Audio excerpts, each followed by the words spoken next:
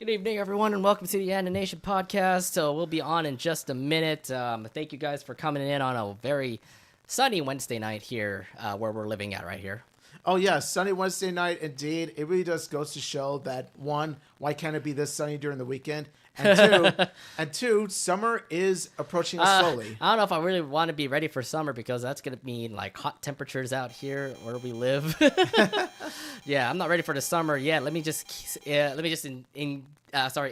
the springtime right now. Well, let's just say you could consider today a warm up. Oh, wow.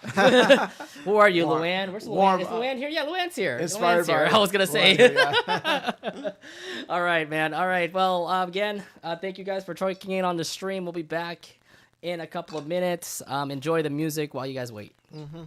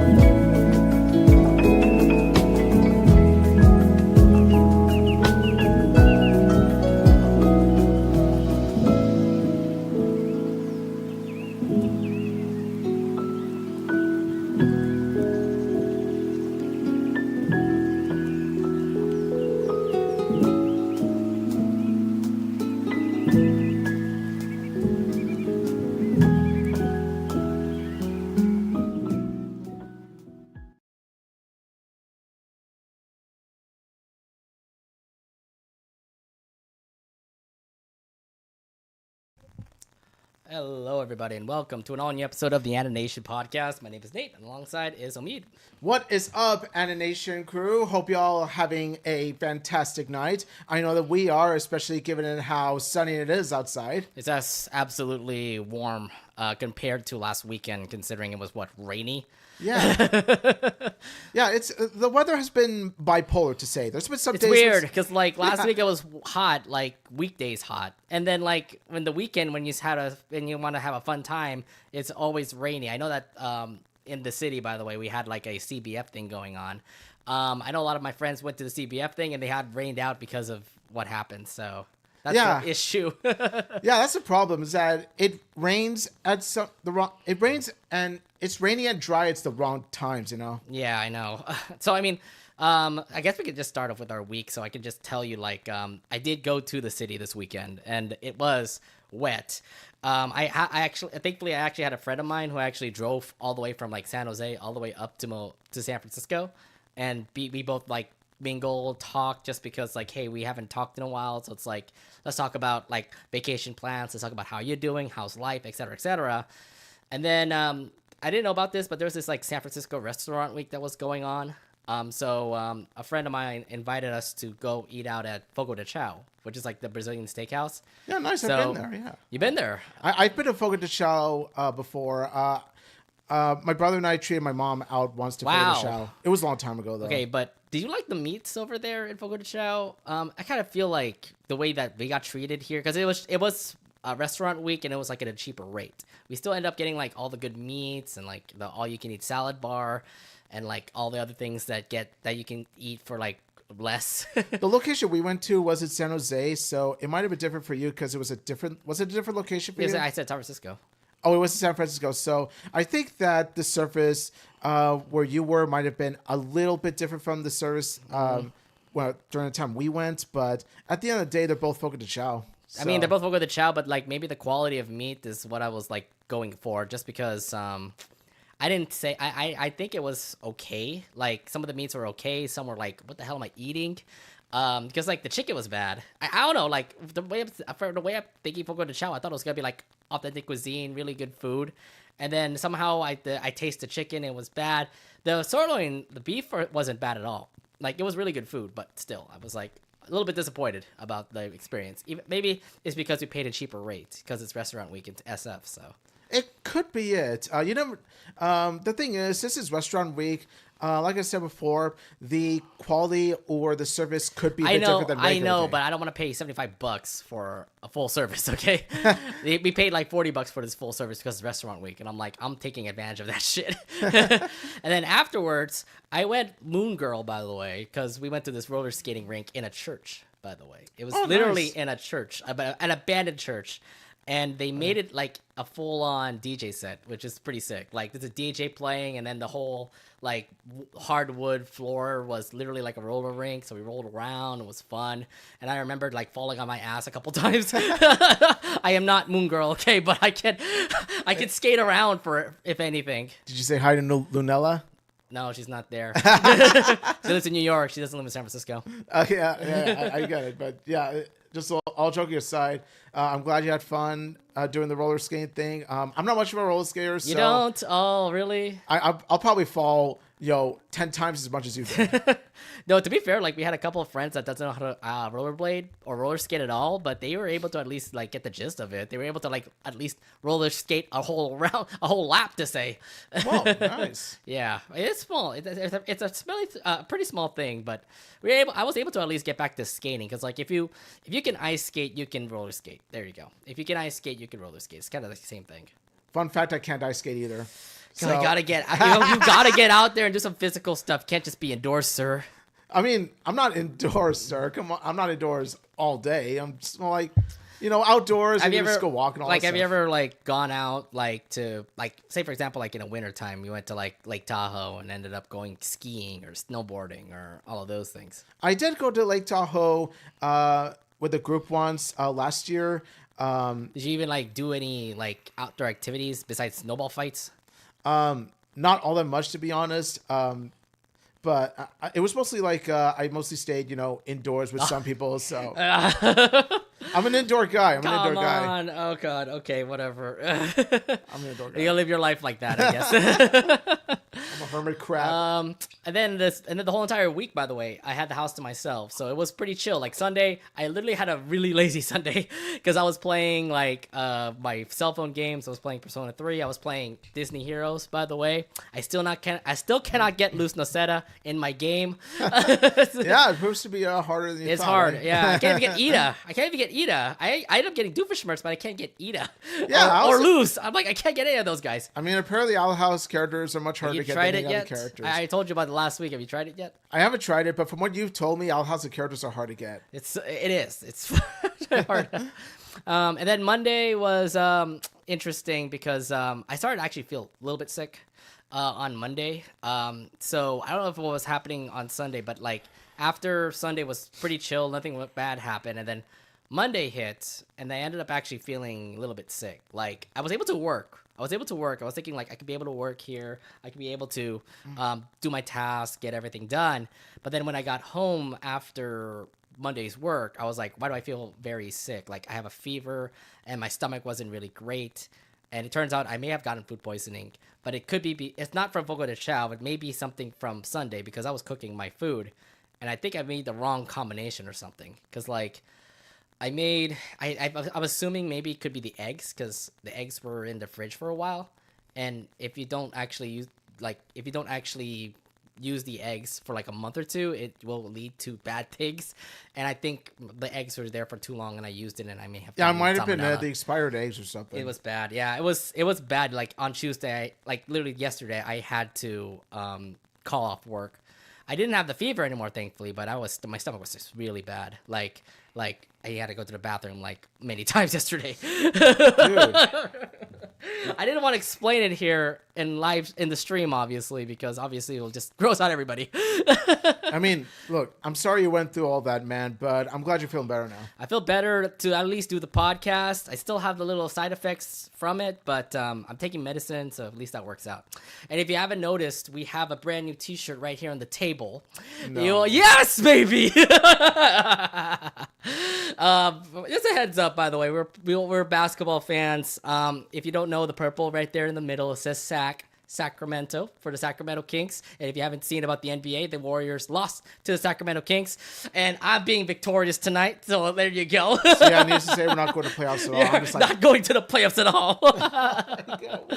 I mean, so we didn't go to the bar. You invited me to the bar yesterday, but I was sick. Maybe it's a good thing we didn't go to the bar. blessing in disguise, because yeah, that was just disaster. If we actually went, well, how would the scene be? Imagine in your head, how would the scene be? You'll be bragging the hell out of us, bro. You'll see a lot of Warrior fans being disappointed. Yeah. And I would not be surprised if like somebody like throws a glass on the floor. Yeah, we would be like, dude, sit down, man. I mean, I don't care. I was bragging about Can't it, man. believe it. It's just like you being a Lions fan against the Niners fans who are in the bar too. Yeah, and of course, the victories and defeats are the same as well. That game, so yeah, it's just. Yeah, I know. I'm sorry I have to like ruin the party here, but I had to. This is different because, well, I'm a huge Warriors fan, so of course last time was upsetting. It was very upsetting for me because we didn't even. Here's the thing: we didn't even crack 100. We didn't even crack triple digits. We ended off at 94 points. It shows how embarrassing it is. And I'm at the point where I'm just like, you know what? If we can't even get to 100, then honestly, I'm just going to say this right now. We were not ready for playoffs anyway. I guess you were not ready for playoffs. The other thing, too, is like, am I ready for... Is the Warriors going to be like the same Warriors that you've seen have won 4 championships recently? I really hope that the Warriors return to their former glory because, yeah, we ain't playing nearly as good as we used to. We lost that spark. Yeah, I don't know what happened to that spark, but it didn't light throughout yesterday's game. Yeah, no. I know it did light the beam. Yes, it did. Thank you for saying that. Light the beam, light the beam. I'm an idiot for saying it, so No, you had to say it up there. That's your fault for saying it. that's what I mean. I walked to that one, so blame me. He's gonna be a Kings fan. Just watch. He's gonna be a Kings fan soon. Nope. Who's a better team right now? I'm just saying. This is why I have to raise my white flag and be like, you win this argument, but next year, hopefully not. No, we'll see. All right, so that's my weekend plan. How was your weekend? My weekend was pretty chill. So Friday after work, I saw Kung Fu Panda 4, and you're gonna hear me talk about it later. And then on Saturday, it was a chill day for me. Was binge watching Has Been Hotel, watching it for the second time. I see you posting up in our Discord chat all the things that made like Has Been Hotel amazing. And it's even better the second time than the first time. Like, I can't get enough of it. I just have this hyperfixation over that show. It's just, oh yes. I think I know why. Just because hashtag hype. Oh, I can't say the hype thing anymore. Oh. No, not really. Even aside from that, No, it's just a show that, it has rewatch value. It has rewatch value. It does. I just need to rewatch it again, especially for next month. And later on, some of my mom's boyfriend's family came over to visit. We had some dinner. We had lasagna. And it was nice to catch up with them again and stuff. And then tomorrow, I went to movies with a friend of mine. We saw Civil War. And without giving anything away, it's a really heavy movie. It definitely fills you with suspense, but it definitely is a well-made movie overall. And after that, I pretty much chilled at home. And that was my Sunday. Monday was okay. We don't talk about Tuesday. We don't talk about Tuesday because the Warriors lost the game. We get it. That's really all I could say. What I was gonna say, Civil War is an interesting story because it's supposed to be a modern day Civil War, right? Yeah, it's pretty much the Civil War taking place inside America, and I'm not. I mean that the Civil War did happen in America, but a long time ago. Yeah, it did, but this movie gives a sneak preview of what would happen if. Well, because let's be honest, America is currently politically divided. So the movie gives insight as to what happens if America becomes even more divided. And I'll just leave it at that because I'm not going to go to political territory. Let's not dive deep into that. We want to be fun, not a political thing here. It's really all I'm going to say about it. Yeah. Okay. Interesting. Because I've been hearing like it's good. I heard it was okay. Is it worth my money? I don't know. We don't really have really good movies coming up, but then again, we have the talk about Cinemacon today, so we're gonna be talking about the future movies coming out. Yeah. All right. So without further ado, you want to go straight to the episode? Let's go ahead and get things started here. Yes, let's do it. All right. So let's talk about with the first news that we have today, and it's called. Oh yeah, we have a game to talk about. Yes, Among Us. If you guys remember, back in 2020, you guys were playing this game like. What throughout all the pandemic because you can't even leave outside. Yeah, along with Animal Crossing's New Horizons, this was one of our go-to pandemic games. Yeah, so here's the thing about Among Us right now. This is a pandemic game that happened in 2020, but in June of 2023, it was announced that this popular franchise, Among Us, is going to get a animated series adaptation. Yes. Among Us is going to have an animated series. It'll be worked by Tibia Studios and Interslot LLC. It will involve with the making of this project. So when you heard about this whole project for Among Us, what are your thoughts leading into this? I was actually a bit surprised, but I was mostly intrigued, mainly at the fact of how when you look at Among Us, you can't help but think, someday this might get a movie or series adaptation. Did you think so? I thought it was just a game. Like, I didn't expect it to actually have an animated series or even a movie. It's more like, this is just a game. Like, look, it's just people who are like in like jumpsuits that are just going to kill people. Like, one's going to be an imposter. It's going to be something like Knives Out with hoodies on. You got to think about this.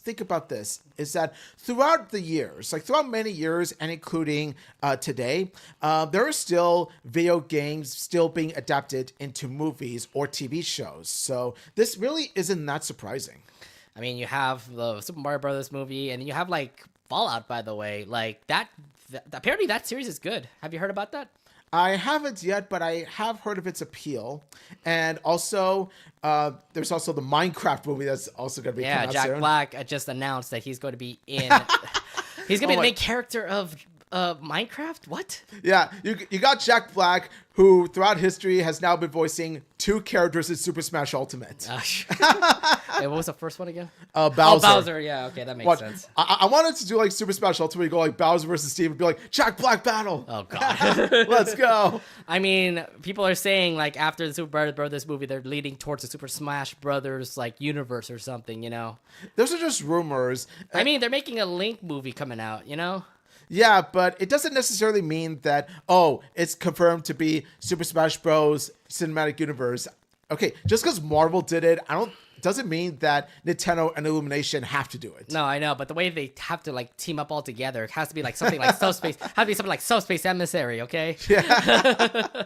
Subspace Emissary movie. That was still, I mean, that's a great story. That was a great story to play from Brawl, besides the other things that happened in Brawl. So actually, Brawl, it was one of the weaker games, but Subspace Emissary was what held the game. Yeah, that's what everyone's saying. Like, it's a really great story. Look at every other adventure game that happened in Smash. There's not really much adventure, unless you really talk about the Super Smash Bros. Ultimate story. That was not bad, if I would say. Yeah, not bad, but I definitely preferred Subspace Emissary in my opinion. Yeah, I like that better than that.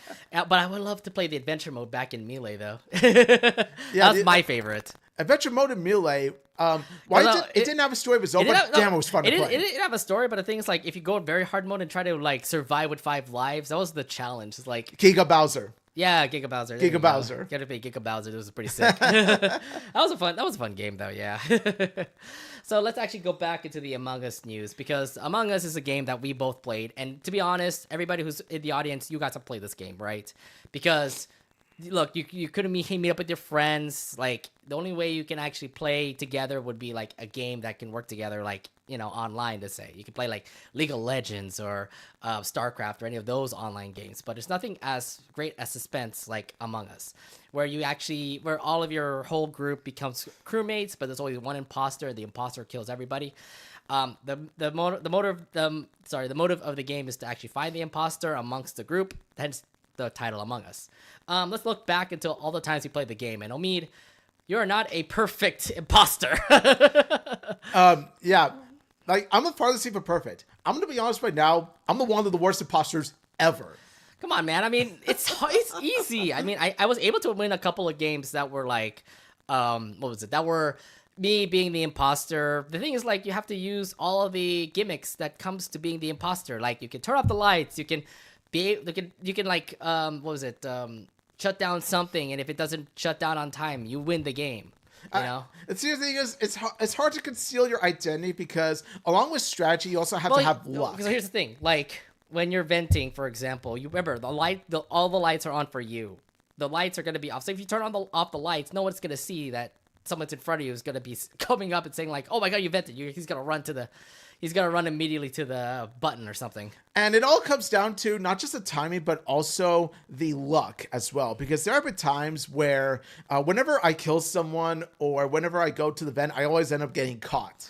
Yeah, because you time it wrong. and then the other thing too is, like, when we try to like negotiate and talk, like, you know, when we press the button and we actually have to tell our stories, your stories are not great either. I do. Why do you always, like, there's one time where we blamed you and you were the imposter and you just immediately say like, "No, like, liars." I remember you screamed some sort of word out to me. Because it's the truth. There's no way to prove it. You guys. Yeah, no, you can't. No, lie your way out of it. Come on. That's the way to make the game fun, is to like lie your way out of it. I'm innocent, I tell you. I'm innocent. Yeah, see, when you say something like that, you're going to get caught immediately. What the hell? You gotta make better stories than just saying, I'm innocent. That's some dumb shit. That's what, I don't know, like, when I played with my other friends, it actually turns out to be fun, but like, when you come involved and you become the imposter, you end up being like the worst. and then the worst thing of it all is the fact that, like, since we know that you're a bad imposter, we immediately like kick you out, like, once we press the button. and you turn out to not be the imposter. It's like, oh. See, there have been times where you've been falsely accused of me, so you know what? When the imposter wins, you guys are to blame. So I know, but we can find the imposter. We can find the imposter. Well, yeah, there have been times where we all have lost because you kicked me out while I was a crewmate. So, so there was this one time where I actually played Among Us with a couple of my CaliCon blog friends. It's like 7 of us. We all teamed up together. We played. We were doing one task all together, and apparently, the button got pressed immediately. I'm like, what the hell? A body got reported immediately. So we were all like wondering what the hell happened. We were just like suspecting who, and we did point out one person. It turned out to be the imposter. It turned out to be the quickest game ever of Among Us that we've played. Wow. How long did that game take? Did it take under 5 Like minutes? I think 3 minutes or something. Wow. Just because he was going to shadow kill. He was shadow killing. So once he kills somebody, he can report it immediately. And I think all of us were trying to do one task that it covers the whole entire window. So we can't be able to see the killing once we do the task or something. So yeah. Any other stories from Among Us that you can recall? Not that much I want to say, except that playing the imposter, while that was not so fun, playing as a crewmate though was definitely a good whole lot of fun. Like you go around the spaceship and then you try to do your tasks, and each task does have its own unique set of rules, unique set of directions, and they're pretty much just these little fun mini games. They feel like fun mini games in a sense where you have to you have to pretty much connect from one dot to the other. You have to. Those are tasks. Yes, those are tasks. You also have to push some buttons or turn on some switches and all that good stuff. And there's even at one point where you use like a leaf blower or some sort of like vacuum where you vacuum some stuff. Mm-hmm. Yeah, needless to say, when you play as a crewmate, it's actually a really calm and chill time. Well, the thing is, like, but the thing is, you have to do your best not to get killed. The thing is, like, you have to do all these tasks in order for you to actually win. So that the imposter will actually like clear himself out, will be found out immediately. Yeah. But for real though, I mean, being the imposter is actually fun. It's just more of like trying to cover your ass after you killed somebody. So are you gonna see yourself playing this game anymore? Because like after the pandemic is pretty much over, I don't think anybody's playing this game anymore. Yeah, I think we're past the point of the Among Us era. We're at a point where we've moved on to other games and other things in our lives. But I would definitely say, though, that the chances of us playing the game again sometime during the series premiere or during the series run, chances of that are not... The chances of us coming back are actually not zero. Like, there is a chance where we could come back to the game because the series itself brought back the hype. You might be playing the game again, but I'm playing Fortnite more. You see the newest skins that came out for Fortnite? Toph Bay 5! Yeah, Yes! Avatar The Last Airbender has just came out for Fortnite, and I just spent money on Toph. I spent money on my favorite character, Toph. I'm just like, yes, I get to play her. You play Toph, you can play Zuko, you can play Katara. Aang, I think, is unlockable, so you have to actually unlock Aang. I don't have to worry about unlocking Korra anymore because I got my number one favorite character. I already got Korra too. I already got both skins Korra too. It's easy. It was like, god damn. So when the whole task got unlocked, I was like, I can just get this easily, and I was able to do so. So it's like, all right, Korra's mine. I mean, I am going to try to unlock Korra myself. Don't get me wrong. You didn't unlock her yet? I didn't unlock her yet. Play more. God damn it, I know. play more. I know. Come at me. You can roast the hell out of me. Hey, you're already doing enough roasting me for being a sucky imposter. So come on. Well, play more so you can get unlock Korra. Come on, bro. Oh man. All right, so let's actually talk about the TV series that is coming out. So the series is announced to be created by the Infinity Train creator Owen Dennis. Now, Owen Dennis hasn't made any cartoons since Infinity Train, so it's very intriguing to see the fact that he's making this cartoon. So when you heard about that, how did you react to the fact that Owen Dennis is working on this show? You know what? That is actually a massively good sign, because when you look at what Owen Dennis has done with Infinity Train, you can see that he himself crafted such a wonderful series, full of mystery, full of adventure, full of comedy, full of drama. It's definitely like he crafted a worthwhile series that was one of the best at Cartoon Network, and so I feel like with him pulling off Infinity Train so well, I trust that he'll do the same with this show. I'm assuming that there are going to be some parts where there is going to be some comedy here and there, but here's the thing. I would expect people dying in this. So I'm going to see like cyan leave. I'm going to see red leave. I see green leave or lime leave or purple leave, you know? It's a mystery. It kind of feels like total drama. Yeah. Where it's like one could be eliminated. One is going to be eliminated. Because I feel like the way the series is going to go is like Owen has stories for all of these characters. But the thing is like there's one that's an imposter in there. The issue is like they can get killed after like the halfway mark of the episode, and then immediately they go into a huddle together and say like, who killed this person, and then try to like knock somebody out. You know, it's gonna be interesting how they're gonna do it. And also, to be fair, Owen Dennis has tackled death before in his shows. If you've watched book 3, you know what I'm talking about. Bro. And he did it in a gruesome way, might I add. So So who knows how he's going to handle the deaths of most of these crewmates? Like, how are they going to be handled? They're going to handle gruesomely, quickly, whatever. Yeah, and they're supposed to do tasks.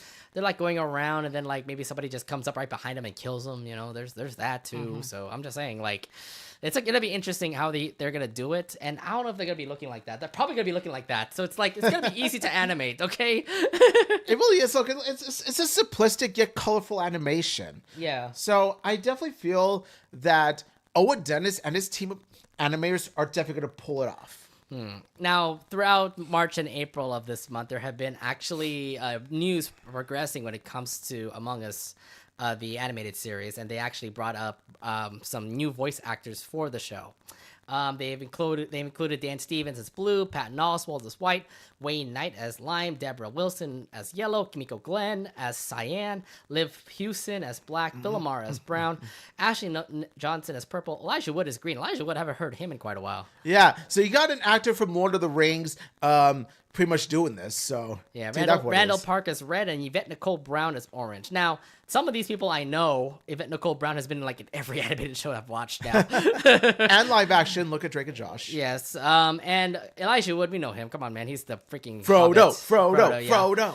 And Kimiko Glenn, we know her as Spider-Gwen and Kif Chatterley. Not Spider-Gwen, Penny Parker. Oh, sorry, Penny Parker. Penny Parker, Kif, my favorite character from Close Enough, Bridget, and also one of the best characters of Hatsubit Hotel, Nifty. Nifty is just a freaking stabby little girl. Yes! And that's why I love her. Oh, God. And she got introduced as, like, what was it? Well, okay, I explained this, like, she got introduced as like a subordinate of Alistair. Yeah. Right? She's like popped out of nowhere when she was holding her, okay? Yeah, in the pilot, Alistair brought Nifty to life from like this fireplace, like in the pilot. Yeah, and I thought it was like pretty sick too. And I do love the fact that they actually kept Nifty for a while. Still, yeah, now it makes me want to look back at the pilot now. Yes. But again, like there's so many great voice actors in this. It kind of feels like an animated cartoon happening. So your thoughts on the voice actors and how it can lead up into a really good show? Yeah, I really do dig the cast overall because it's a combination of famous voice actors and famous on-screen actors. And I feel that when they collide the best of both worlds, they can really deliver on the voice acting as a whole. The ones I'm excited for are, of course, Kimiko Glenn as Cyan. I'm very excited for Phil Lamar, Ashley Johnson, because, well, she voiced Ellie last of us, so I have a soft spot for that. And then, of course, like I said before, you got Frodo. You got Frodo voicing Green. I mean, look. I look at this and I'm like, who's Red again? Randall Park. Interesting, because I think he's the main character of Among Us, knowing the fact that he's like the middle guy right now. Yeah. But then again, like any of them could be a main character. So like I could see Patton Oswalt like do his task, then almost die from an imposter that comes in. Who do you think would be the imposter firsthand? I feel like Cyan is ready to become the imposter from what I saw. You know, it would be easy to say Red. You think so? Randall Park would be the imposter? I know that's weird of me to say because, well, look at me, like I'm decked out red is my favorite color. But the reason why I say red is because usually here's the thing. Like, do the crewmates want to rat him out? I think it's more along the lines of Red or possibly some other crewmate. They'll be looked at as the leader, the hero, the idol to look up to. And then they'll do some sort of plot twist where it turns out they're going to go with the broken pedestal route, where the hero that they looked up to turns out to be the imposter all this time. I don't know. I have a feeling like Cyan, aka Kimiko Glenn, would be the person to be the imposter. I get it. You have a stabby history. If Cyan does turn out to be the imposter, I would imagine Kimiko Glenn will go with a nifty sort of direction in terms of voice, Yeah. like the psychotic, stabby character. dude, like, what was it? Kimiko Glenn does have a Kif Chatterley voice too, okay? So whenever I hear Nifty like talk about like stabbing something, I don't think I even hear Kif doing that too, and I'm like, no, not the wholesome squirrel that I know. It's not the wholesome squirrel you know. It's gonna be along the lines of the psychotic, one-eyed, gremlin that we also know. Yeah. Elijah Wood would be a really interesting choice. He looks to be like the timid guy that, will just be around, like, be around. I don't know. He's not interesting. Yvette Nicole Brown will be interesting as Orange because she could just like have an attitude. Yeah. Yeah, like what she did in Drake and Josh. So Yeah, Yvette Nicole, I think that the best way you can have the series work with all of them in jumpsuits is you could give them distinct personalities where they all have this one personality trait that helps them stand out. Where you got one who is the brave hero type of character, you got the other who is the comic relief character, one who is the timid shy character, one who has the attitude, and etc. etc. There's a lot of things that can happen with these characters, and I do kind of like the whole voice acting cast. We don't know what will happen to them, but we're not putting any money down yet unless the series actually does get a release date, okay? So We're not putting down any money, but we're sure as hell put down a bingo card. we'll see. But yes, that's our suggestions about how this animated series will go. We have there's no future things going on. We just have the announcements of voice actors and the fact that there is an animated show for Among Us. We'll have to wait and see what they'll do with it next. But yeah, Among Us animated series is coming out real soon. Be on the lookout for it on all the social media, I guess. Boom. Dun, dun, dun, dun. All right, now let's head over to the next news as we actually review Kung Fu Panda 4. Now, Omid, you already saw the movie. Give your initial thoughts on the movie. Like when I first saw it, now, of course, when I first saw Kung Fu Panda 4, I was really excited to see it because it's more like, okay, it's the fourth installment of a movie series I love. But after I've seen it, well, needless to say, I was a bit lukewarm disappointed, and we're going to go into why. Yeah, I was kind of wondering why we need a 4. Didn't we explain about this earlier in like one of our last animation podcast episodes? I said before, Kung Fu Panda should have stayed as a trilogy. I said before that Kung Fu Panda But 4... the trilogy sucked. The way it ended sucked. Really? Kung Fu Panda 3 was... You think it was that great? Kung Fu Panda 3 was not as stellar as 1 or 2, but 3... Yeah, it still disappointed me with 3. Like, is this how you're going to end it? like 3 definitely... as on its own was a fun movie that at least had some charm to it. It did at least have some epic moments. It had some emotion put into it. This movie, however, didn't have any of it. Yeah, I don't feel any compassion. It just tells you like, oh, a new kung fu. I don't even know the roles anymore. It's just more like a new person who takes place of Po is going to be this fox girl. Yeah, and it's out of nowhere. I'm like, why not the rest of the Kung Fu 5? That's actually what pisses me off the most about this. It's how disrespectfully the fourth movie treated the Furious Five. Because you gotta keep in mind, other than his master Shifu, the Furious Five played a really important role in helping Po with his character development, his journey of becoming the Dragon Warrior. And so to see them just, shafted like that really angered me to no end. I'm surprised. Maybe just they couldn't be able to get all the voice actresses back. I mean, Angelina Jolie, they can't get her back. They can't get Jackie Chan back. Like, everybody from the whole Furious 5, like, was not even voiced anywhere in this movie. They just only appeared in the finale. Yeah, and even so, you could have had someone else take over the role for them, because there is a way that there are actresses and actors that could still pull them off of the original VAs. You don't have to have the same VAs all the time. Yeah. Give it at least a little bit of an appearance of like those characters. I mean, Legend of Awesomeness does show the Furious Five doing their work with Po. Yeah, and Legend of Awesomeness, I'm not a fan of the show, but the voice acting was decent. Voice acting was decent. They actually do a really good job trying to make it work. Like, even if Jack Black wasn't Po in Legend of Awesomeness, you can hear the resemblance of Po and Jack Black in there. Yeah, like I said, like I have my issues with Legends of Awesomeness, but the voice acting, not one of them. Yeah, At all. It had a good first season, then it kind of like dipped from there. Mm-hmm. I don't know. It was on Nickelodeon for a little bit, and then I just like said forget it. So let's actually talk about the first three movies, where we get to see the protagonist Po in Kung Fu Panda 1 know how to become the Dragon Warrior through intense training in order to stop Tai Lung from obtaining the Dragon Scroll. In 2, Po was trying to stop Lord Shen from wiping out martial arts and conquering China, while dealing with his traumatic past. And Kung Fu Panda 3 was about Po reuniting with his long lost biological father, then training a village full of pandas to become kung fu warriors like him to stop Kai from obtaining power. Now, each film has their own stories. Each had their heartwarming moments. Omid, what are your thoughts on each film, and what were your favorites in those films? Oh, I love each and every single one of them. Yes, even the third one, even though not as much as the first two. Kung Fu Panda 1 was definitely what I call a DreamWorks classic. It is definitely a really good start to Po's character journey to become the Dragon Warrior he was destined to be. And he went through trials, tribulations, mock, ridicule. He went through hardship, legit hardship. He worked hard to get that role that he deserved at the end.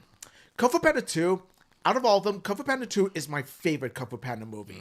Like, Kung Fu Panda 2 is one of my favorite animated movies ever because it is a nice combination of the comedy and the raw emotional drama. Like, the emotional moments in Kung Fu Panda 2 are some of the best, especially when they tackle Po's tragic past of losing his parents. And also, it has the best villain in Lord Shen. Kung Fu Panda 3, not as stellar as the first two, but like I said before, it did have some charm. It had some charisma. It had some wit to be had. And also, Po's relationship with Li Chang, as well as the pandas in the Panda Village, were really sweet and heartwarming as well. And also, J.K. Simmons voiced a really good villain in Kai. He's a good villain, yeah, with Kai. My thing is, like, I have to go with the classic Kung Fu Panda 1. I thought, like, from the start, it looked to be really awesome. When they made 2, I was like, are we really going to go that route? But it made sense why they made 2 with the fact that, oh my god, there's actually more story with Po in that. And again, like, the end of 2 actually led to 3, which, like, made me surprised. I was like, oh my god, we can actually get to see Po's dad, and oh my god, he's not an only child. Remember that he was adopted by this duck. Yeah. Now, before the Kung Fu Panda ending, we thought that both Po's parents were dead. But no, it actually turns out that Po's dad is actually well and alive. Yeah, he's alive, and that was the one that surprised me. So when I was hyped up for Kung Fu Panda 3, it looked great. But again, I was a little bit disappointed with, like, how the outcome goes and all. And you were thinking, like, that was going to be the end of it all. But then they announced 4, and I'm like, what? I'm just like, what? Did the story, like, I have to recall my memory. Did the story end perfectly in 3? I felt that the story, it ended worthwhile. I'm not going to say it's Toy Story 3 levels of amazing ending, but I think felt that should have ended 3, Toy Story, if anything. Why do we need a 4? It's the same. It shares similarities to Toy Story 4, where it should have stayed as a trilogy. Because after Kung Fu Panda 4, I'm thinking to myself, was this necessary? Because I feel like they're milking the franchise dry. I don't know what DreamWorks is thinking, but I was assuming just because, oh my god, Kung Fu Panda is a big franchise name, yes, we have to make a movie or something. Yeah, and the thing is, you already have your cash cow. You got Trolls, so, you know. No, Shrek. Shrek is still your cash cow. I mean, was it Puss in Boots is the one that actually leads up to great movies right now.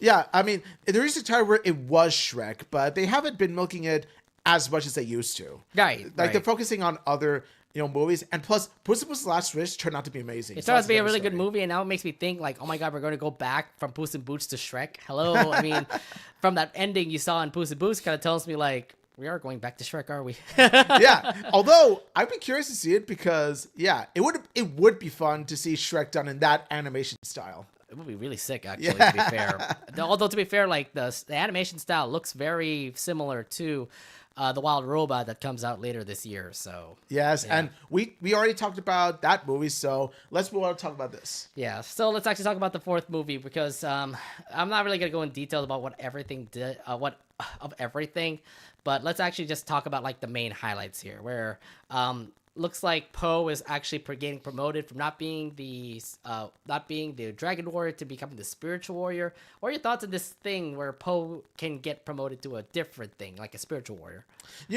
That's actually one of the very few interesting things about it, because when you think about it, is that Poe's already lived his time as the Dragon Warrior. We've seen 3 movies and couple series already in which he already was a Dragon Warrior, so it was about that time that Poe get promoted. And of course Shifu felt that too, which is why he delivered the news to Poe. But the problem is that Poe is hesitant about it. He's reluctant about it because he loves the lifestyle as a Dragon Warrior, and I can see why. He doesn't want to change to become the spiritual leader. And I think that's actually one of the few interesting things about it, because of the fact of how it deals with the subject of change and how change can be hard to deal with, but can also be a blessing when you come to accept it. Yeah, I think that's like how the point goes when it comes to it. I just remember just like when I first saw like the first scene of the movie, he turns out to be like the Dragon Warrior and actually has been helping villages out. So he helped the village with this big fish dragon thing. And then after that, he goes back to the restaurant and opens it up or something with his dad and his like adopted dad. Yeah. So it's Poe's 2 dads. Poe's 2 dads open up a restaurant. Yeah, and they're actually like wholesome together, I guess. They really were. How do you feel about the side stories that they went through? Oh, they went all the way over to the village too to help Poe out. Well, now I'd like to see these two together, because like 2 Poe's dads, his biological dad, his adopted dad. Since the scenes with them could have worked, it could have been like they're the comic relief and they had the potential to be funny, but they ended up being filler. I didn't think there was no point in actually having them like have like this side story of them like going all the way to the same spot where Poe is to defeat whatever was going on. Yeah. I feel like they were just there, like they were there to as a constant reminder of, oh look, they're Poe's dads, they're together. But they weren't really that funny.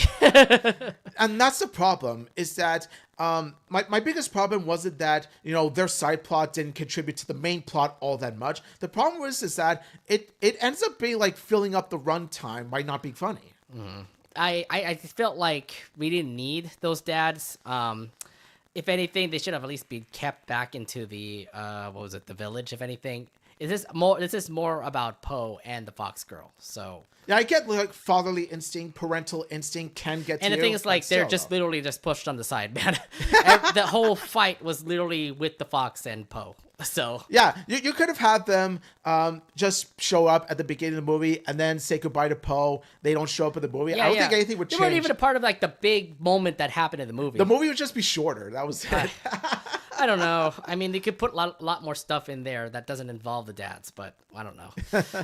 But let's talk about Zen, the Fox girl that came out. And Awkwafina, again, is voicing her. I don't know why. Yeah. Awkwafina is everywhere in a damn movie now. And I'm like, come on, girl. Can you do something else besides, like, voicing a pelican and voicing a freaking fox? Like, every freaking cartoon. And I don't think that Awkwafina's voice is quite appropriate for a character that is set during that era of China. Like, what do you mean by that? Awkwafina just voice, it sounds too modern, if you know what I mean. I don't know. I mean, like, it's not would you say, like, every, like, voice would be modern for that? It's not Awkwafina's fault, but it's just that it's just that they could have found a more appropriate voice actress. Who would that be then? I would say one of the actors, like from Michelle Yeoh. Michelle Yeoh. I would say Michelle Yeoh. You know what? You know what's weird? I actually thought Michelle Yeoh was the chameleon when I first heard of the voice actress, but it actually wasn't. Yeah, it's Viola Davis. It was Viola Davis. I'm like, what? Because I first hear it, I'm like, Michelle Yeoh, right? It does sound like the chameleon for a second, but then it was Viola Davis, and I'm like, that surprised the hell out of me. It was voiced by Viola Davis, which I had no problem with, because when I heard the voice acting from the chameleon herself, like, on a technical standpoint, I'm gonna get to why she doesn't work later on, but if there's one of the very few aspects of the character that does work, it's the voice acting by Viola Davis, because she sounds very threatening. She sounds badass. Yeah, but then again, she does do what she was the commissioner for the Suicide Squad, so she does sound very threatening from that movie. Yeah. and also, I will give the chameleons, powers to turn into anything she wants. Like, does sound promising. It actually has the potential to make the character work. But the thing is that the writing like falls flat. Yeah, but again, first time you see Zen, what are your thoughts on her? Besides the fact that she's voiced by Aquafina. I was just like, oh, here we go again, another fast talking character voiced by Aquafina.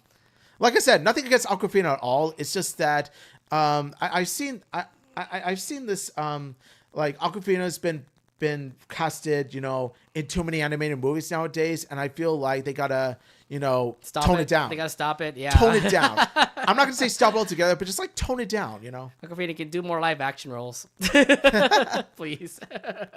Yeah, Aquafina overall has been hit or miss for me. Like, I mean, it's weird because like you heard her in Migration, you heard her in The Bad Guys, you heard her in The Little Mermaid. oh god, no, just get Scuttlebutt out of my head, please. That freaking song, that's right. Oh god. I just feel like in every animated movie I've just seen, like all of last year, there's like a little voice of Aquafina that's in there for some reason. But other than the voice acting herself, like the character of Zen, there were some parts of her that did work. Like, you do feel legit sympathy for her, and you do feel that, while the process was slow, she does try to do good, like, throughout the second half. The problem is that there are some cases in which the writing on her isn't as stellar. Yeah, I don't know, because she's supposed to be the thief of, like, Kung Fu Panda. She's supposed to be, like, quote, the villain, and instead she helps Po out with whatever thing was going on in her village, to say. And she turns out to be the wanted person, too, by the way, so yeah. Yeah, and I think that one of the main problems with her is that they keep playing this, gag, this joke. They shove it in our faces like, get it, she's a thief. Or, yeah. Get it, she's the chaotic good as comparison to Poe's the lawful good. Get it. Yeah, this is what kind of threw me off there. And I don't know, I like Zen is not bad of a character. Maybe, like, make her, I don't know. I just feel like things were too fast for the movie that I couldn't be able to catch up with, like, what the heck Zen, who the heck Zen is, to say. Yeah, and another thing too is that her background, whenever she talks about her childhood and about how she went through what she went through, which is why she had to become a thief to survive. The problem with her backstory is that it's too vague. We just get, she just went through a lot in life. She's been treated poorly, this and this, and you could have given us more with her. Yeah, I mean, there should have been more, like, talk about her, if anything. There's just, again, it's just more of the adventure that Po and Zen went through that didn't really give me much about who Zen is. But let's actually talk about, let's actually talk about the chameleon for a second, because this chameleon person actually is, quite an interesting person, considering that she can actually steal powers from other people. And she actually did steal powers from people like Tai Lung, Lord Shen, and Kai, the three villains that we saw back in the previous three movies. And far superior villains at that. So this villain looks to be very powerful. Your thoughts on the chameleon and say? 2 words. Wasted potential. Oh. Because I was excited for Chameleon. I really was, because she had the potential to work. I liked her technical powers. I like the fact that she could shapeshift. I especially love her voice acting delivery for Viola Davis, because she sounds like a menacing villain. Yes, that's why it kind of threw me off, and I was thinking maybe she was also like a dark, threatening person like Michelle Yeoh. But the problem is that the way she's written is just like, it's so thin, it's so flat, and it squandered any potential of her being a worthwhile villain.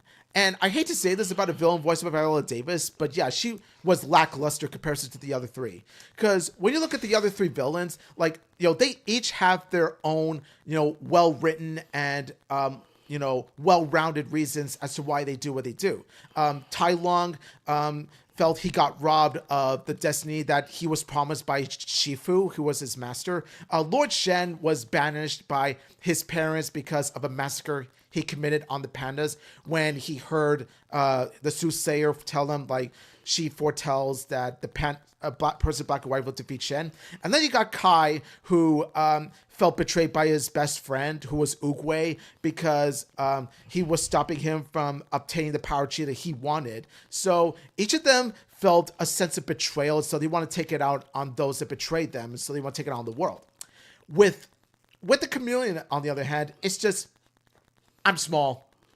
And that's it. And that's it. It's like, and due to her size, she just says, I'm small, so they wouldn't let me, be a Kung Fu Master Warrior. I'm just like, Mantis would like a so- word with you, sir. Mantis would like a word with you. And the fact that her power is stealing villains' like kung fu powers. That was what she was. That was her main role. Like get every villain from the other world to say. I forgot what the name of what that other world was, but The spiritual world. the spiritual world. Yeah, okay. So they get all the villains from the spiritual world and then take their power.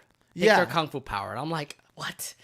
Like you can't even trade it yourself. You're just going to at least you're just going to steal from everybody else. Like Yeah, and the thing is that Kung Fu Panda is not about like there was some bit of magic here and there thrown in the Kung Fu Panda movies, but I feel like they overdo it with the sorcery stuff. I was kind of like confused about that because, like, yes, I saw Tai Lung in the trailer, and I was like, and the fact that Chameleon can actually like transform into all these villains, I was thinking like, oh, she can transform into all these villains, but I didn't know that the way to actually get her, the way for her to actually become Tai Lung is to actually steal his kung fu powers is something, because I was thinking like maybe she learned from actually be like knowing from Tai Lung or something. Yeah, and there was no reason for her not to learn kung fu because even those that were smaller than her, like I said, Mantis, for example, is way smaller than her. Like Chameleon is a giant in comparison to Mantis, and so by the fact of her being made fun of for her size in like Kung Fu Warrior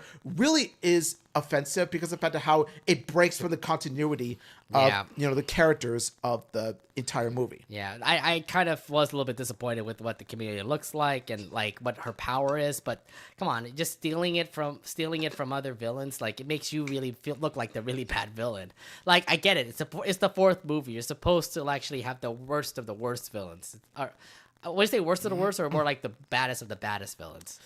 They were going more like the most evil of the Kung Fu Panda villains. and you can see it there, but I feel like there should be another way instead of her actually like summoning everybody again from the spiritual world to become the biggest villain that Poe has ever faced. Yeah, because when you look at the other Kung Fu Panda villains from the previous three, what they mainly use as their weapon, what they mainly use to fight is their martial arts, their karate techniques.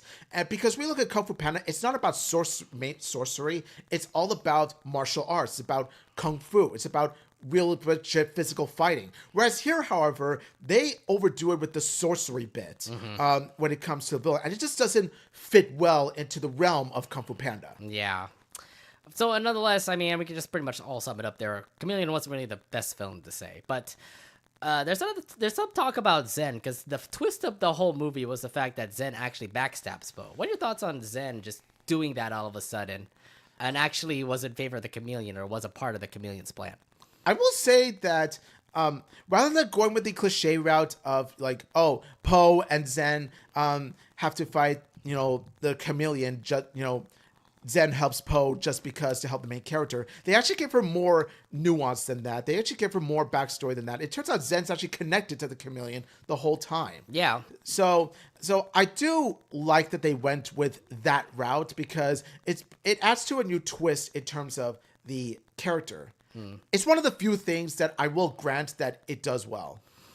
I guess so. I mean, like, we never expected that. I was thinking, like, Zen and Poe would be, like, the duo that would take down the Chameleon that was tearing over that village. To say, was it Juniper City or something? So, yeah, it makes sense. Like, oh, God, they're partnering up together. They're going to be fun. But I didn't expect the whole twist of Zen actually, backstabbing Poe and having Poe be in the jail cell or something like that, which is pretty sick. Yeah. Yeah. And then, like, you see during like the after the fact that like Poe got betrayed, you get to see Zen recollecting about what happened. It's like maybe I did a mistake or something, that kind of thing.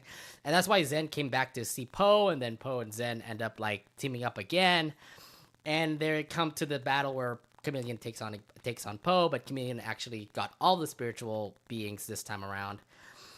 Your thoughts on the whole battle that happened at the end? Before I get into the battle, I just want to state the fact of how when Tai Lung, Shen, and Kai, when they were brought back into Kung Fu Panda 4, and how poorly they were handled, the first thing I thought was nostalgia baiting. Like, yeah, it's pretty kind much of feels nostalgia. that way. Kind of feels that way. Like, they had the potential. They each of the three had the potential to make the return worthwhile and give him some character to work with. But no, it turns out that, it was just, they brought back the Kung Fu Panda villains as a way to say, look, it's the three Kung Fu Panda villains that Po faced. Get it? Yeah, nostalgia baiting. Cringe, and I hate it so much. But let's go back to the battle. Now, the battle, I would say that I will say that while a bit rushed, it actually had some moments that did stand out. Where you got the chameleon who, especially when he turned into Po, and then Po's like, "I'm gonna kick my butt." Oh God! Granted, I noticed in the trailer, but it's interesting to see that because it's like you're facing Shadow Po. You're facing Shadow Po.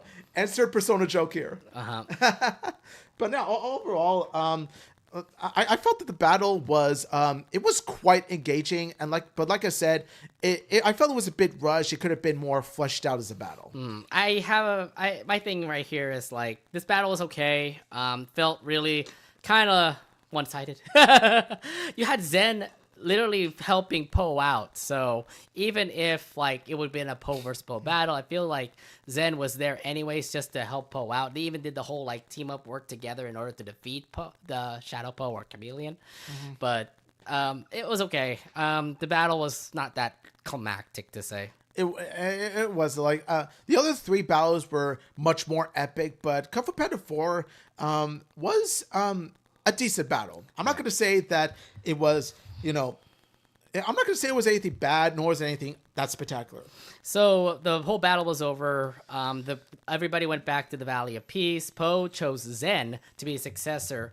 Why?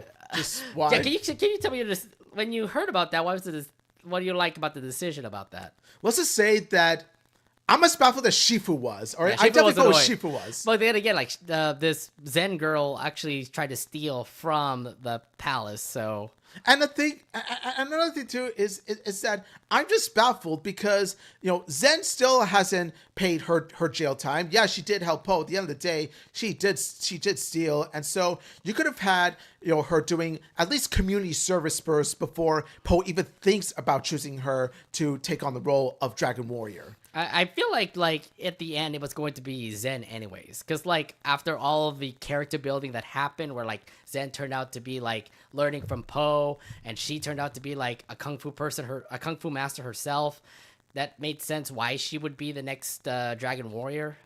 But like I said, you could have had Zen. Because keep in mind is that she hasn't been she hasn't done nearly as much training, as much kung fu as Po or the Furious Five. So I felt like it was a bit too soon for Po to choose her. And like I said before, one of the Furious Five would have been much more better suited for the role as opposed to Zen. Yeah, and also the fact that the Furious Five does make an appearance at the end, and they all did was train Zen to become the next Dragon Warrior, and I was like, okay, well, this doesn't help. Yeah, if really anything, doesn't. you would have given it to Tigress or the monkey or. Oh, Tigress would have been perfect. Yeah, Tigress would have perfected the role. I think she would have been the next Dragon Warrior. If anything, she would be great. But no, we ended up having this Fox girl becoming the next Dragon Warrior. Yeah, this Fox thief who hasn't done any training. So when they make the next Kung Fu Panda, which is this, it is possible it's going to happen because it did succeed in the box office. I'm expecting Po and Zen to become like the main people to look at when it comes to the movie. So there's that. And there is going to be a 5. I'm pretty sure there is going to be one, considering how successful it went for DreamWorks. Unfortunately, yes. Oh my! I know you don't want it, not looking but it's forward gonna to it at happen. all. I mean, DreamWorks is probably saying like we're gonna make 6 movies of KFP. Like, it's past the point where you look at this and you think to yourself, Kung Fu Panda really has become DreamWorks' own Ice Age, in a sense. Yes, I'm going that Ice far. Age just fell off after like 2 or something. No, Or the meltdown. I don't remember. It's similar to Ice Age because, like, Ice Age 2 and 3, while not nearly as good as the first, were decent on their own. It's 4 and 5 that fell apart. Oh, no, it just continued on. Like, they had 4, 5, 6, 7, 8 or something. I just remember that they kept on making more Ice Age movies. Like, there was one they made after Ice Age 5, and that was a spin-off movie, The Adventures of Buck Wild with Crash and Eddie. I did not bother to see that, by the way. I'm not touching that movie. Which one? The Adventures of Buck Wild is that I don't Ice know. Age movie that's under Disney. Oh, okay, I know that, but the thing is, like, I think that's where Josh was also there, by the way. So Oh, Josh has voiced Eddie in like throughout the entire Ice Age franchise. yeah, I know, but like, Yeah. he's one of those ferrets. So yeah, I just remember like a lot of people are freaking out just because Josh was actually a voice in the movie, besides Ray Romano and Queen Latifah and the other two. Oh, when I was a kid, yeah, I was excited that Josh Peck was voicing him, like when he did the voice in Ice Age Meltdown, for example. Because yeah, I was a big Nickelodeon kid back then. So. Yeah. Lastly, I do want to talk to you about the song that Jack Black sang, "Hit Me Baby One More Time," the one Britney Spears song. What do you like? Did you like that song? I actually song dug by it. Jack Black. I'm not gonna lie, that song kicks butt. That song kicks. You know butt. what though? He did a great job doing the karaoke version of "Hit Me Baby One More Like, Time." I can't get enough of it. Like, seriously, between this and Peaches, Jack Black is on a roll with his music nowadays. Well, none of them got nominated for an Oscar, unfortunately. Honestly, like, if there's anything like about the movie that is, Oscar worthy, it's that song in particular. Hit Me Baby One More Time. It is just so fun to listen to. It is so badass. It ain't. No, I'm just Ken. That's my thing. Well, yeah, no, that's a given. Of course, it's not going to match up with any Barbie songs, but this song really does stand on its own, and especially how it blends together with an ending of how it meshes well with the characters learning to fight in Kung Fu. Yeah, I don't know. It was okay for a song, but it didn't matter. I think like after I watched the movie, I was like, "Oh my god, Furious 5, awesome!" I cared more about seeing the Furious 5 more than the song. Song was cool. But I was like, "Oh my god, Tigress! Oh my god, Cricket! Oh my god, Where have you been? Where have you all been? Exactly. I know you did your own damn adventures over at the movie, but we didn't have an explanation about that at all. Actually, So- why couldn't we have that be a movie? Why couldn't we have? We should have had that as a movie as opposed to this. All right. So, what are your overall thoughts on the movie? Didn't like it. It's not one of the worst movies I've ever seen. Like, there are some good aspects about it, keyword being some, like very few. Like I like the idea of Poe learning to deal with change, like going from being a dragon warrior to the spiritual leader, like the Valley of Peace. And also the twist of Zen was pretty well crafted. And the battle was decent, but that's really all I could give the movie. Other than that, it was full of unfunny gags, wasted potential, nostalgia baiting, and you know the disrespect of the Furious 5 left a bad taste in my mouth. If all I can say is that this was definitely one of the weakest movies I've seen. I feel like everything was just way too quickly paced to say. I didn't really get it. I didn't know that you need another character like Zen to actually be a part of this franchise. Now we do have her in the franchise, so I'm assuming she's going to be in future roles for this movie. So there's that. If anything, if you are going to make a 5, please add the Furious 5 in the movie, please, because we miss them. Because they are a part of the Kung Fu Panda franchise. They were in 1 through 3. So you gotta get everybody. You can't just leave them out. 4 was like, where the hell are they? Because like they did help Poe out when it came to him being the Dragon Warrior. Now he's a spiritual warrior. I'm assuming there's gonna be more people that will help him out being a spiritual warrior. I'm assuming the Furious 5 will be one of them. So again, we've been missing a couple of things here and there. Didn't feel like a complete movie. It really did. Like, it felt more like a. You know what it felt like? It felt like, not an actual movie, but it felt more like a TV movie. I felt this would have worked better as a movie based on one of the Kung Fu Panda shows more than a fourth installment of the movie. I think it'd be best if it was on Netflix or Peacock. I don't know. I do have to say this though. How about the other side characters? You got the armadillo and the bunnies that were like crazy. Those little kid bunnies. I'm gonna lie, that was actually pretty funny to watch. It's like they like to kill. They love violence. I'm like, what the these kids are messed up. Yeah, I always say like the bunnies are. They're pretty adorable. They're a psychotic kind of adorable. They're sort of like the 3 Nifties in a sense. What? Like they give me such a nifty vibes. That's why I love these bunnies so much. Well, you're now okay. This guy's hugely like into Hazbin Hotel recently. God damn it! Can you blame me for wanting to talk about something actually good? Come on. Oh my god.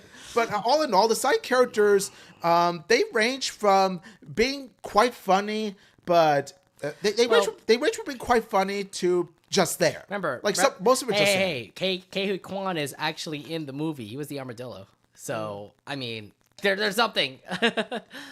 The armadillo was pretty. The Armadillo had his moments. Like the Armadillo was pretty fun to watch. It was funny, and plus the guy is great. Like he's a great actor, and I just didn't know that he was actually voicing the movie, and I'm like, yo, I like him now. So yeah, great Kwan, yeah. All right. Well, that was pretty much our review for Kung Fu Panda 4, but if you haven't seen it yet, go ahead and check it out. I would recommend you guys probably just watch it on Peacock. Yeah. By the way, all I was going to say is skadoosh. Gosh. All right, let's go ahead and talk about the main topic that we have tonight. It's called Cinemacon. Let's talk about the announcement that came out of Cinemacon. Now, Cinemacon was all last week. It was 4 days full of Hollywood studios debuting like trailers and big announcements for movies coming up in the upcoming years. It is the largest and most important gathering of movie theater owners from all around the world. It took place from April 8th through 11th in Caesars Palace, located in Vegas. Why would you say that we've been to? Have you ever been to CinemaCon? I'm like, we will never go to CinemaCon, shall we? Well, actually, the reason why I asked the question is more of a ironic sort of question, sort of like a sarcastic question. I'm like, why do you even ask this? Because like CinemaCon is first off over $1,000 for 4 days on a weekday where we're working, and it's in Vegas, which I think we can actually stay at your brother's place, but at the same time, and like, no, that's way too much. Yeah, needless to say, I obviously never been to CinemaCon. I don't think I'll ever go to CinemaCon because I don't have the kind of money, obviously. Like I said before, the reason why I asked this is just more like for, sarcastic purposes, for jokey purposes. Okay. Well, here's the thing. Can you help us out, CinemaCon? Can we get like a free press badge? Actually, no. Press will still have to pay a lot, to be fair. GoFundMe. No, just kidding. Well, GoFundMe. Y'all can help us out. Audience. We joke with you. We'll do that next year, if anything.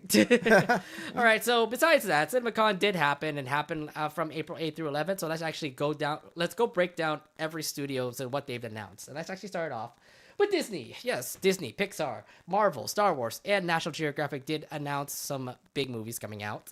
Let's actually start off with Marvel Studios because they are continuing on with the current saga that they have right now with the new Captain America movie.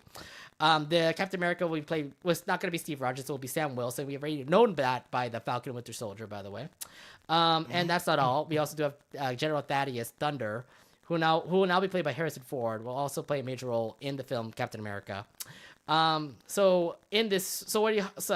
you looking forward to for this brand new film for Captain America? I'm actually looking forward to seeing Sam Wilson get more into the role as Captain America and him trying his best to live up to, Steve Rogers' name, because Steve Rogers and Sam Wilson have been close friends in the MCU from what we've seen. Well, I mean, they have been best friends. He literally was partnering up with Captain America as Falcon, literally as Captain America just thawed out of the ice. And so I think what will happen is that Sam Wilson will put so much pressure on himself to trying to be the next Steve Rogers. Well, here's the thing, like, from Falcon and Winter Soldier, remember, he took off the Falcon crusade and became Captain America. Like, we have the brand new outfit, he literally wore the shield, and that final battle with with Bucky.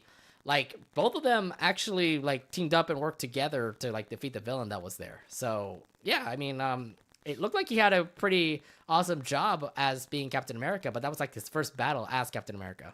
Yeah, but I think that since him being Captain America is still new and fresh to him, it's going to show that he still has much to learn about being Captain America, because Steve Rogers has been doing it for years, whereas Sam Wilson recently got the role of Captain America ever since Falcon and Winter Soldier. And even then, you could argue that he even got it at the end of Avengers Endgame, because when Steve Rogers was old, he passed the title to him.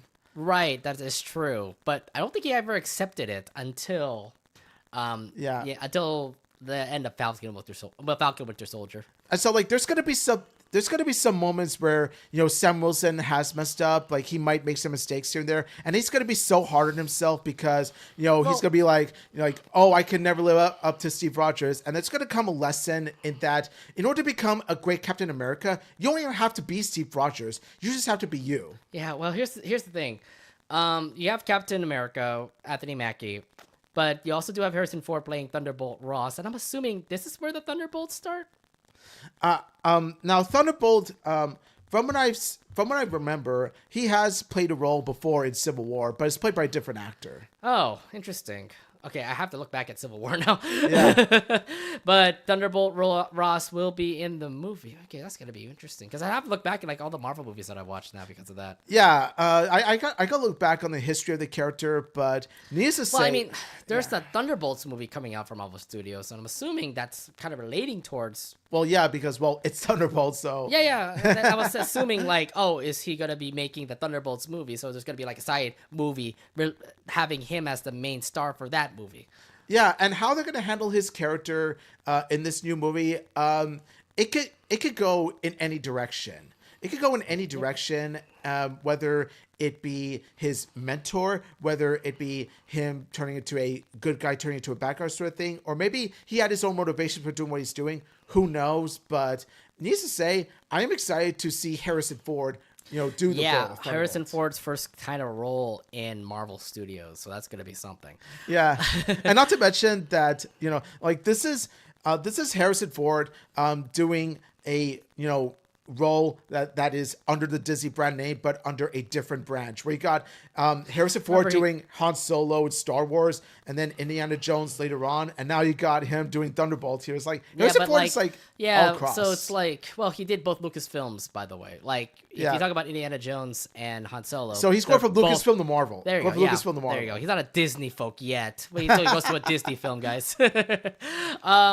So yes, again, this movie comes Captain America. What's the name of the title again? It's Captain America. Wait, you didn't put the title. So it's Captain America.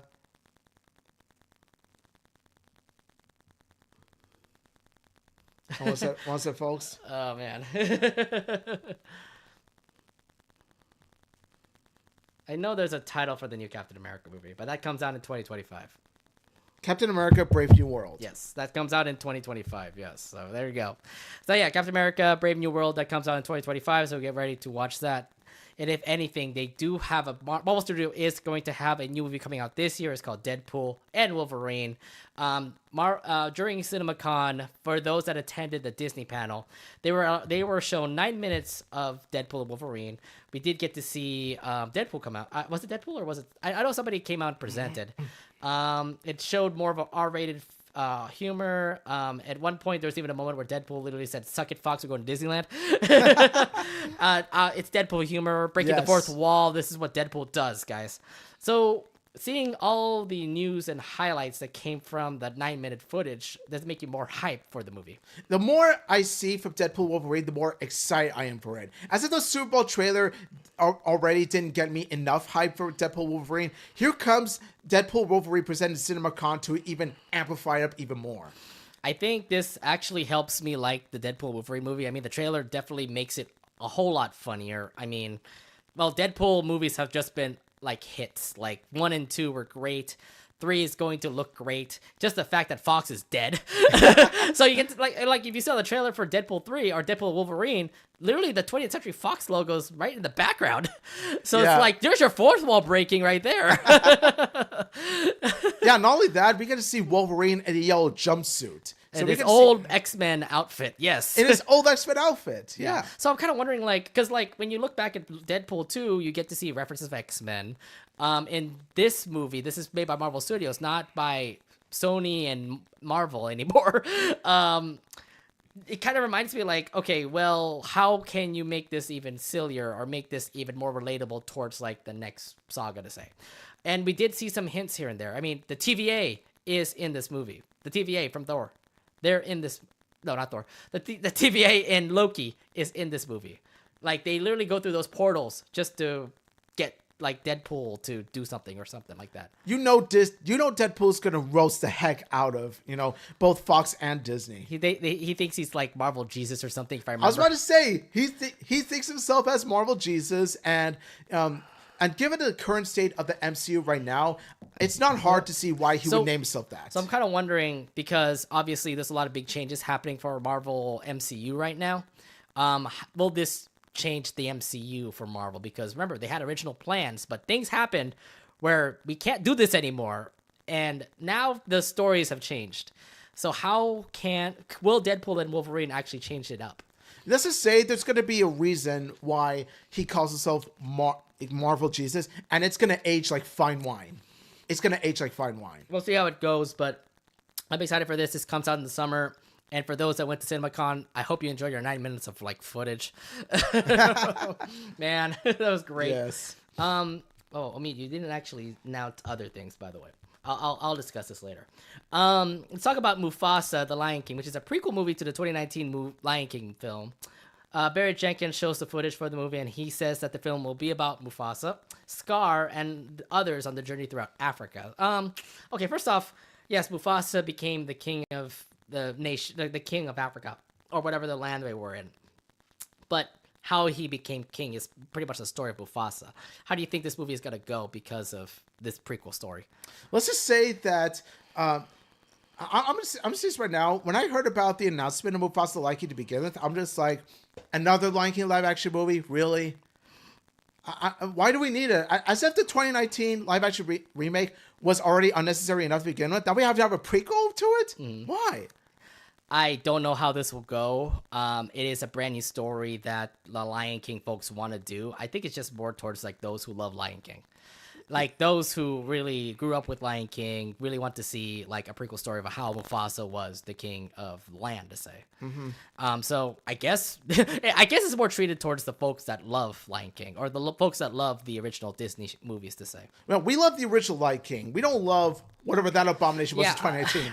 It's supposed to be a remake of the movie. It didn't work out. And it's gonna be the same animation as that movie. So it's like, I'm sort of interested to see Mufasa and Scar during their time as brothers, like when they were kids and teenagers and all that stuff. And I think it's like they became friends, but maybe they became enemies.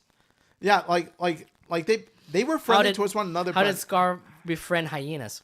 Yeah. See, the questions that happened in Lion King that we never got answers for. But even at that, I feel like there's a good chance that all that potential could be squashed. Like they could even squander those plot lines. I don't know, but you know what though? I mean, if anything, well, first off, are you gonna watch it or not?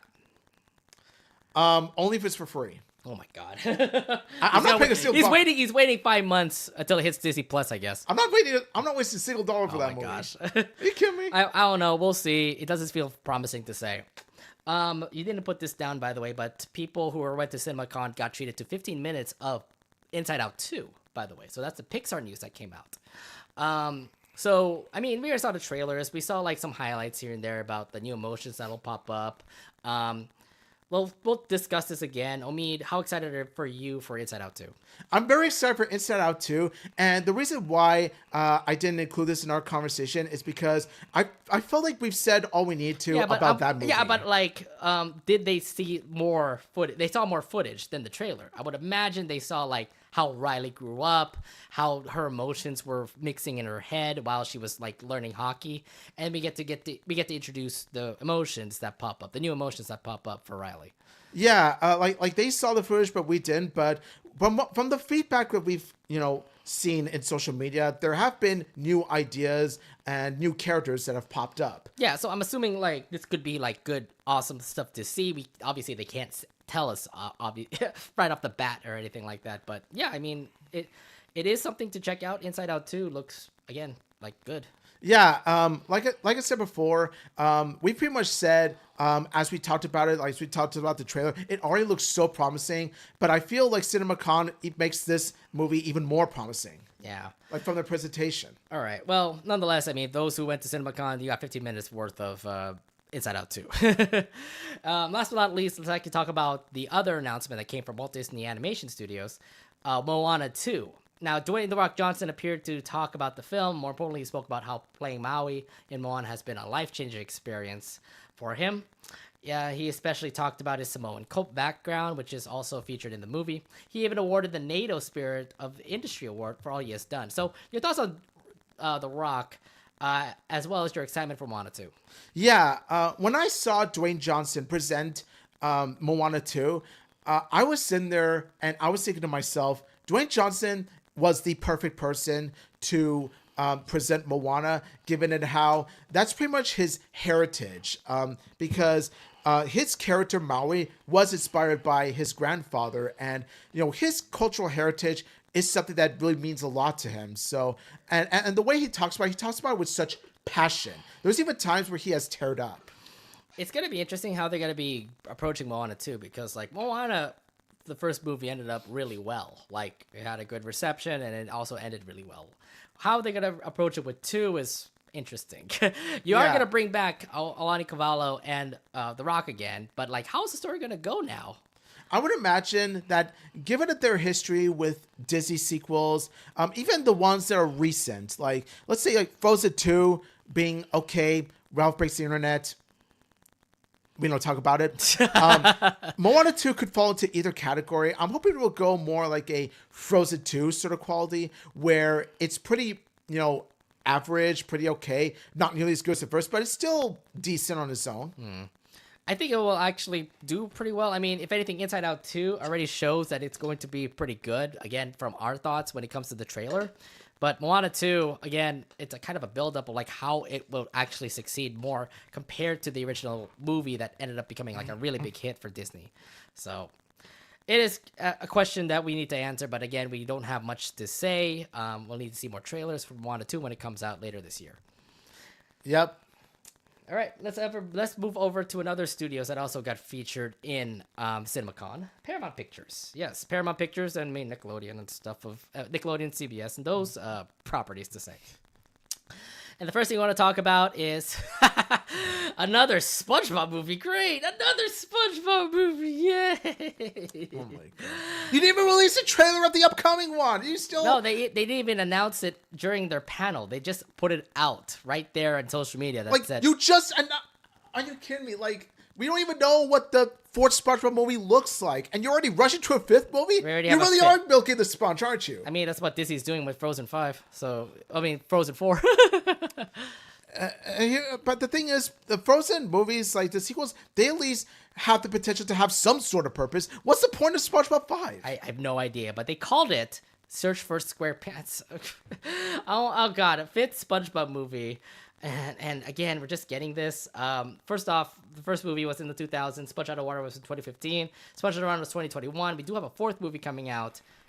I don't know if the Sandy Cheeks movie would be counted as a SpongeBob movie.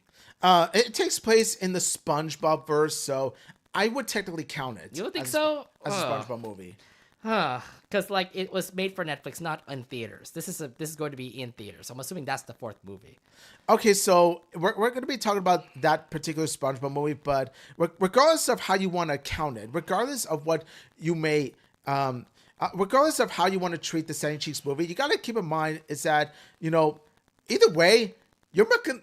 Paramount is milking like SpongeBob versus getting milked to the bone. I mean, this is getting milked to the bone. This is Nickelodeon's franchise. This is what Nickelodeon is going to succeed with the yellow sponge. So there's that. Like you already got so many series, you already got so many seasons. Now you got so many movies.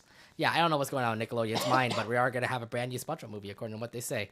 Do you think it'll be successful? Because I have a feeling like they're just going down the hill. Like they're just going down with like what? Sponge Out of Water that didn't go well. That Sandy Cheeks movie doesn't look like it's gonna go well with all the leaks that just popped up.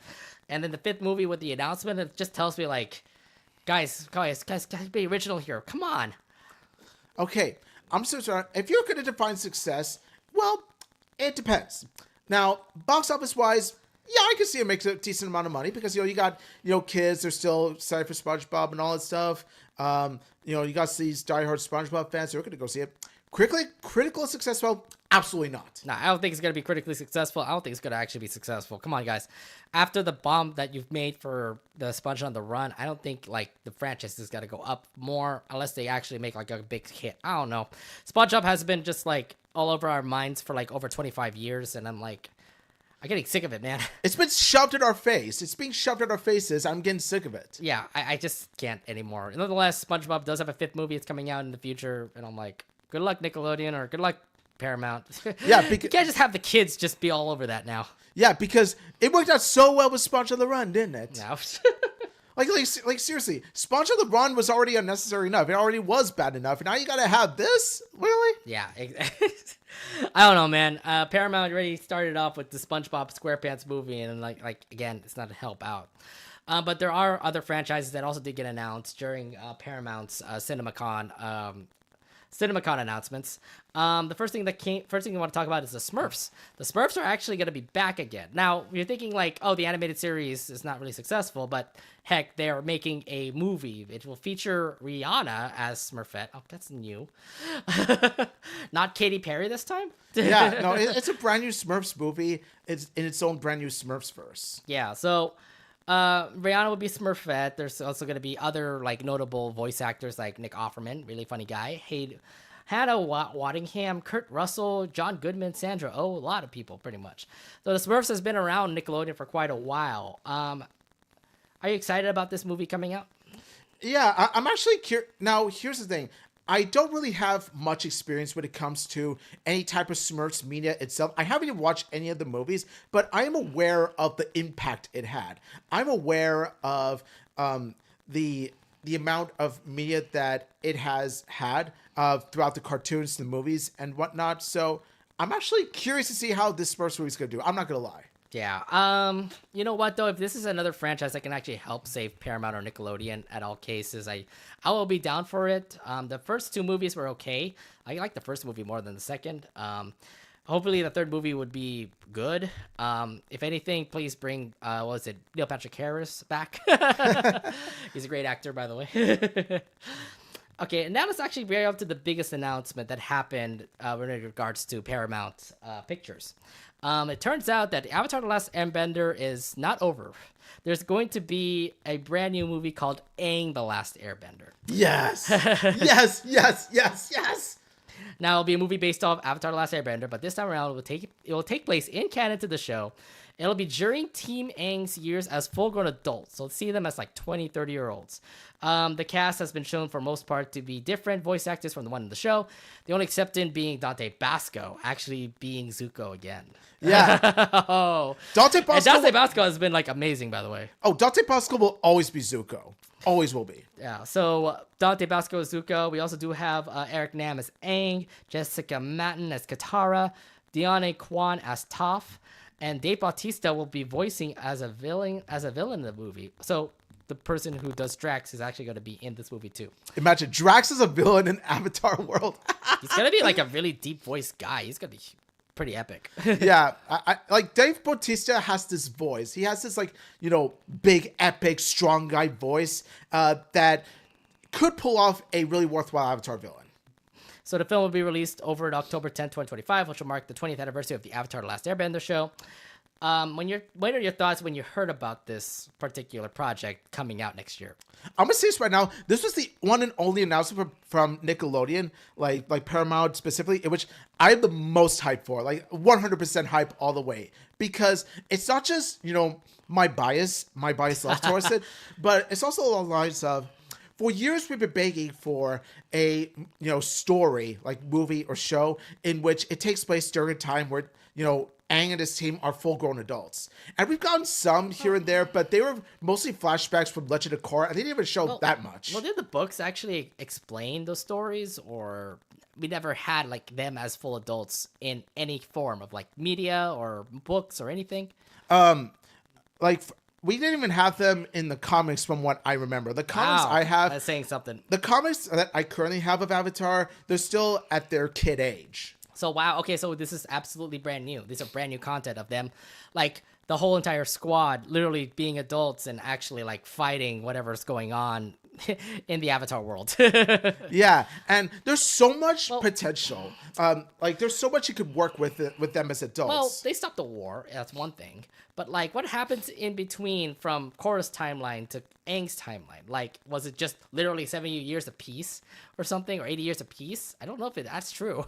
Yeah, I'm wondering, because when you look at the two timelines, they are vastly different, and they take place, the era of Korra was vastly different from The Last Airbender, mainly because when you look at the Korra timeline, it takes place like during the industrial era, the Industrial Revolution era, based on the technology that they have. So it's gonna be interesting to see this movie tackle that, like the beginning of making those devices. And also, there could be like some newfound conflict, newfound emotional moments between Team Angus adults. Like they go through new relationships, new ideologies, and there's even some political themes that will be quite interesting to, for the movie to tackle. It's got to be an interesting like topic just because it's all brand new. Everything's all brand new for Avatar: The Last Airbender, especially this particular movie, Aang: The Last Airbender. So, again, looks promising, and I can't wait to see how this goes. Plus the fact that they have actually good actors that are going to be in this movie. I mean, Dion Kwan as Toph is legit authentic acting, considering that Dion Kwan is blind herself. oh, he is. Interesting. Yeah. Okay. And they also got Dante Basco. I mean, you got to whip it up to him. He still knows how to really be an awesome guy. Oh, he's irreplaceable. Now, there have been a lot of other plenty exciting announcements to come out of Paramount, such as the Trey Parker and Matt Stone musical. I'm assuming it probably will be the Book of Mormon. The Book of Mormon 2. No, just kidding. I don't have to do a Book of Mormon sequel. No. I'm assuming that they'll make a musical movie for Book of Mormon, maybe. And I'm excited for that because Book of Mormon is one of my favorite musicals ever. Quiet Place Day 1 was also announced too. Gladiator 2 is going to have a movie. Oh, it's going to be interesting to have a Gladiator 2. It didn't need a Gladiator 2. As much as I love Gladiator 1, it didn't need a sequel. Crossover movie between Transformers and G.I. Joe. Interesting one of that one too. Yeah, you got like two of the most popular IPs of the 80s coming together for a crossover movie that takes place during the 2020s. That's interesting. Yeah. Let's see. So besides all of that, any other announcements from Paramount that you were excited about besides all those? Besides all those, nothing much comes to mind except, well, again, like, I know it's better worth repeating. Heavily excited for Aang: The Last Airbender, even though we already talked about it. Trey Parker, Matt Stone, give us the goodies. Gladiator 2, and we'll see what happens. Yeah. That's all I'm going to say. Hold up for a second.